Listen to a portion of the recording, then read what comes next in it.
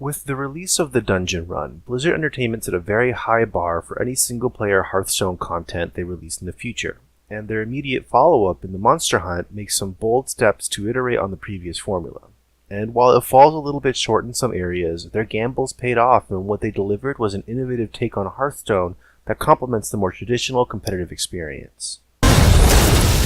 We are the beasts, the monsters fear.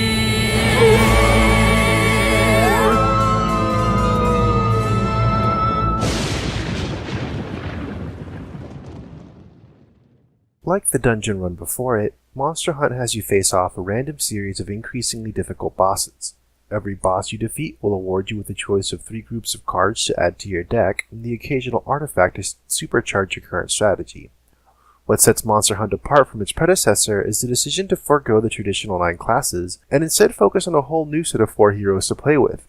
These heroes are built from the ground up just for the Monster Hunt, and as a result have totally unique gameplay that isn't seen anywhere else in Hearthstone. Darius Crowley exemplifies how different the Monster Hunt heroes operate compared to their normal counterparts. While on the surface, Crowley's deck and card selection are reminiscent of all the various warrior strategies available in the Dungeon Run, he lacks the warrior's traditional armor-up hero power and instead fires his cannon, an untargetable and indestructible minion that deals 1 damage to every minion across from it. If you manage to kill a minion with the cannon, this resets your hero power and gives you an opportunity to fire your cannon again. It encourages a kind of offensive positioning play not seen anywhere in Hearthstone, and Crowley's substantially more limited healing even makes the more traditional warrior builds feel different than in the Dungeon Run. Each of the other heroes are also exceptionally unique as well. Tess Greymane, for example, abuses the Discover mechanic along with Rogue Theft Magic and Hunter Traps to play an interesting control game. Houndmaster Shaw fulfills all your wildest beast synergy dreams, and Toki manipulates time to better take advantage of Mage Chaos spells.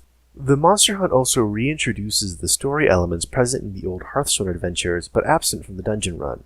Each of the new heroes have special nemesis bosses, which are encounters with unique greetings and emotes that flesh out character motivations and build up to the final boss with Hagatha the Witch that can only be unlocked after you've beaten the Dungeon Run with each new hero. This final fight is a special encounter that sees all of the heroes teaming up to take her down and finally restore light to the Witchwood. And during this fight, Hagatha will taunt and insult whichever hero you're playing as, which adds some amount of menace to her character. Unfortunately, the story content is also where the Monster Hunt falls apart. While it's a step forward from the Dungeon Run, the random nature of each hunt means that you won't always encounter a nemesis until your final encounter, and so it never really reaches the narrative potential of adventures like Blackrock Mountain or One Night in Karazhan.